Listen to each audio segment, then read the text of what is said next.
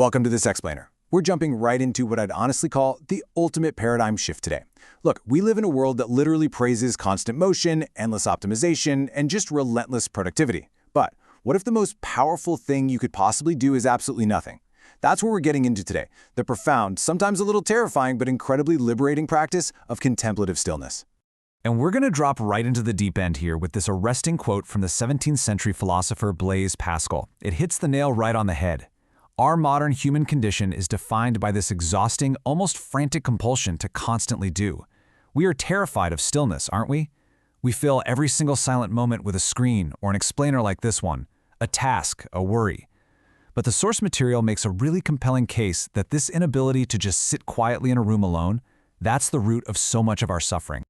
Section 1. The Trap of Constant Doing.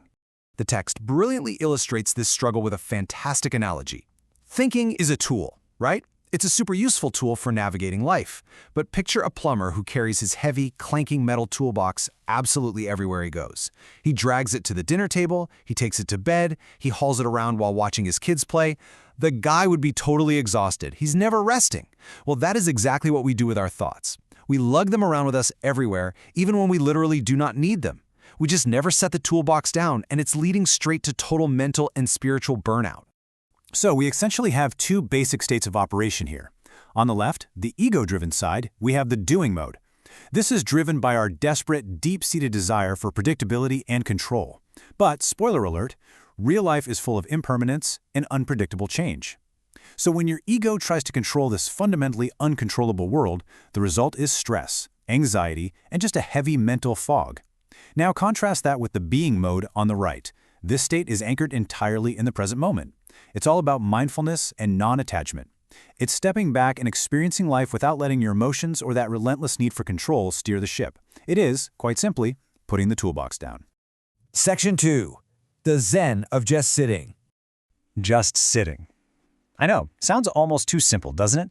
But this isn't some complex life hack or the latest shiny productivity skill you need to cram into your morning routine. It's exactly what it sounds like, a profound shift from constant action to complete contemplative stillness. In a world where even our downtime has become this scheduled, optimized task, just sitting is honestly the ultimate rebellion. It requires zero effort, zero technique. It is the pure art of doing absolutely nothing. Section 3. Stripping away the techniques. Now usually when we try to meditate, we drag our doing mode right along with us. We download an app, we try to force our breathing into some specific rhythm, we desperately repeat a mantra just to block out the noise. But the practice of just sitting relies on what the text calls anti-steps. Get this, do not close your eyes, do not follow your breath, do not repeat a mantra. Why? Because all of those things are still doing. Instead of adding more rules, we use these subversive anti-steps to strip all the techniques away. You just leave your eyes open, you don't try to control a single thing, you simply sit. You literally have to unlearn the habit of doing. Section 4. Observing without judgment. Consider this super evocative question from the ancient Tao Te Ching. Can you remain tranquil until right action occurs by itself? The text uses the analogy of muddied water here. If you want to clear up muddy water, you can't do it by stirring it around or fighting with it, right? You just have to be still until the mud settles completely on its own. This forces us to really pause and reflect on our own impatience. We all have this desperate urge to control outcomes, to fix our emotions, to solve every problem the second it appears. But true clarity only arrives when we actually allow the mud of our busy minds to settle naturally. So, what do you actually do while you're just sitting there? You observe. You notice your thoughts, your breath, the physical weight of your body in the chair, the random sounds in the room. But, and this is absolutely crucial, you observe without effort or judgment. If a thought pops up about, say, an email you forgot to send, you don't judge yourself and think, oh, I shouldn't be thinking about work right now. The text warns that judging our own emotions is what causes these secondary waves of guilt and shame, and that is the real source of our suffering. Instead, you just notice the thought. Just let it float by like a cloud. You're simply experiencing the physical reality of the moment without getting attached or trying to fix a single thing.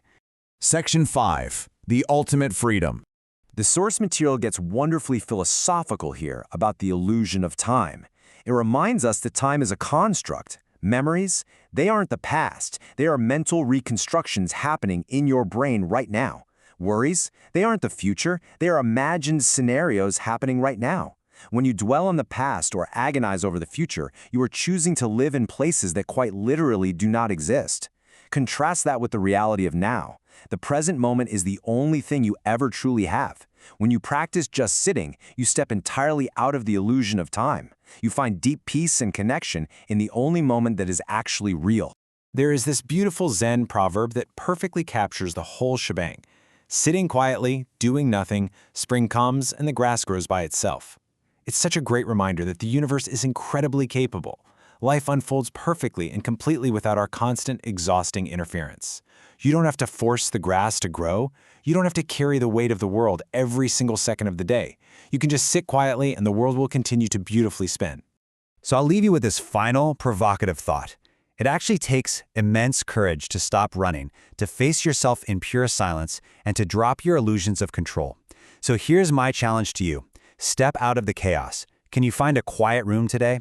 Leave your phone behind, keep your eyes open, and just put your mental toolbox down for 5 minutes. No techniques, no goals. Just be. Thanks so much for joining me for this explainer, and I really hope you find the profound peace of simply being.